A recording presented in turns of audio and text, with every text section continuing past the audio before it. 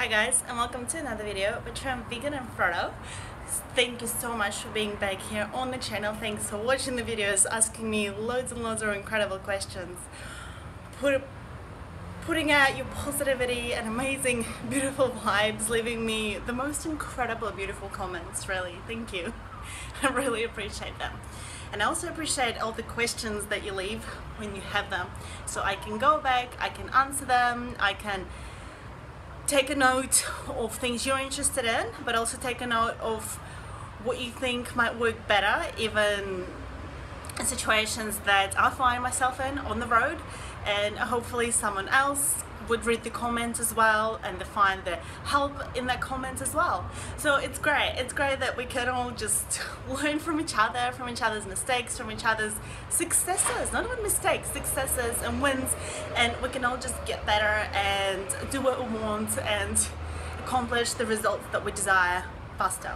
So in this video I want to answer an interesting one or two questions, whatever I have time for, because I'll try not to make these videos too long, about touring. And because I do have another tour coming up very soon in a few weeks, I just want to cover a lot of stuff and just kind of refresh things and just keep the dialogue happening, basically, because I think it's fun and it's interesting and it can help other people as well. So a question that I got asked, I get quite a few questions about food, so I could probably do a video on food specifically, like an everyday vegan food, I guess, because I am like vegan. That is actually like a big part of my channel, but I haven't talked too much about it really lately because I've been cycling so much. But I'm always doing it vegan, so it's a lot of fun as well to kind of working out which foods are the right foods that nutrition you and fuel you best. And that is actually what this video is going to be about. What if, on one of my comments, from one of the followers, I saw a comment question: what if you run out of food or water when touring and you're a bit far from that place or that place? What do you do? How do you not freak out? How do you just stay calm, really? And the best answer that I can give to that is be prepared. I know it's not an ideal answer, and sometimes you just don't know what might come up, and if you're going on these roads, especially like when you're touring or bike-packing, right, you're not really sure, and some of these roads are very new, so you might have not been on them before, so you don't know which cafes or shops are open or might be on the way. So the best thing I can say is be as prepared as you can. So things like dried fruits, nuts, muesli bars, I find are the best for snacking, for food, for ongoing constant energy. I wouldn't just remain on dry fruits though, because your body, especially when you're cycling for so many hours, like your body needs that hydration, your body needs water.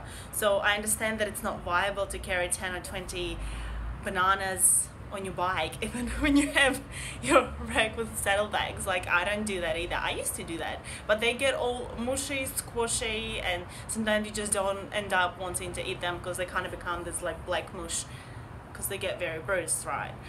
So more helpful, I find oranges, grapes, and apples. They're like my three go-to most favorite fruits when I go touring. I absolutely love watermelon, I absolutely love pineapple, because they're high in water and hydration, loads of minerals and vitamins, and also do love bananas as well. And there's a ton of water in them in watermelon and pineapple, but sometimes it is not viable to be carrying obviously a huge watermelon with you, as well as when you look at how many calories it will give you, and it's easier just to find, if you're likely to be cycling through a country in which they sell watermelon, just to buy it on the road, open it up, like crack it open and just munch on it while you're there. It would be better. But remember, if you are choosing to just predominantly fuel yourself on muesli bars and nuts and dried fruits on your long rides, make sure that you drink plenty of water. Of course you should be drinking plenty of water anyway, because you're cycling and you're going for many hours, exercising your body. Even if you're not going for many hours, when you exercise you should be hydrating your body. but not by forcing water into it. Obviously, you've got to listen to it, and it will tell you when it has had enough. So what do you do when you run out? Be prepared, try not to run out. But in times when I have run out of water, because I think water is incredibly, like, it's so important, especially when you're out riding and cycling and stuff. Don't be afraid asking for help. If you're in the middle of Nullarbor or something and you run out of water and need water, ask passing cars. Maybe they're helpful enough and they have some spare water. Or, you know, if you're in the car and you see a cyclist going by, see if they might need anything. That's a nice thing to do as well. And you might be able to help them in some way. What I have done in the past is when I realized that I ran out of water and I need more, especially it was in the very, very beginning when I did not have much experience with touring and long distance riding, I basically knocked in strangers' houses or I've gone to any shop or cafe I could find on the way, and basically you ask for water. And a lot of people in my experience are very friendly, very loving. If you go in there with a smile and just very friendly, and you legitimately are, like, you're not asking for too much, like, it's water. There are also a few different things out in the market right now. I'm looking into potentially purchasing this thing called Live Straw, and it's like a tiny little filter, and it basically, you can drink water out of anywhere. It lasts for a specific amount of liters of water, and you can drink like running river water or some pond water. There are also filters that you can take with you for traveling. I actually have one, I should have brought it out, but I find it, I'll take it with me and we'll go grab it. But I find it a little heavy, so if I was to, sorry, it's a bit dark here, I find it just a little bit heavy to travel with, but even though it's small, so you can definitely do this as well. You can take it, it's a very good filter, I actually really like it. Yeah, so this one is 182 days, but with this filter there, it has like this little actual thing that filters inside there, and that gets water in here and becomes heavy, but it's somewhat heavy as it is in the first place. So again, it depends how much you want to carry with you. What I have done a few times with my friends when I went hiking back in New Zealand and we didn't have enough water with us because, again, we were not very experienced and we didn't know how it all worked very well. We drank water from the running stream.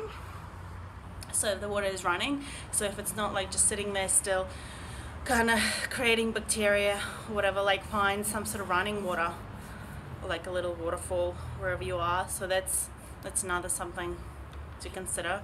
But try and be prepared. Ask when you're in go into a specific town or a petrol station or something, ask when is the next petrol station.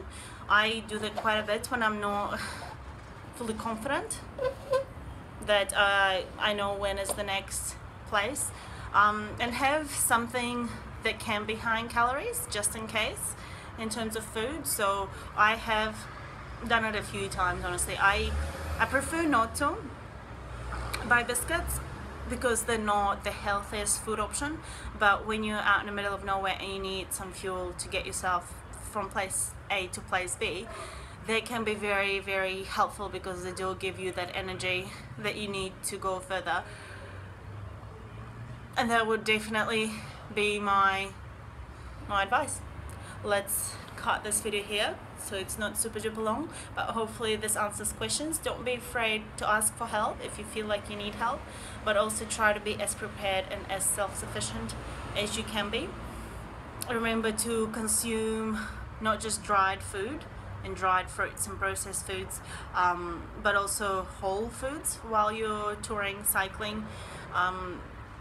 Don't underestimate the importance of greens. I absolutely love having spinach or lettuce or things like that while I'm going out there on the road riding, because it's important. It's important to remember the nutrition and looking after your body, because it is what is delivering you this this result that you desire, basically. So let's end this video here. Hopefully this answers your question. Don't be afraid to ask for help, but plan ahead and ask when you're unsure when is the next brake stop is. Ask at the petrol station or people on the street where you're at, when is the next place where you can get something is at. So plan ahead. And I like to have at least 2 liters of water, 2 to 3 for 80k to 100k ride, but it depends really on how hot it is and how humid it is on the day. So obviously you know your body and how that works, because you're riding in the condition and in that environment that you usually ride in, so you'll be able to gauge what it can work with and what kind of things it needs.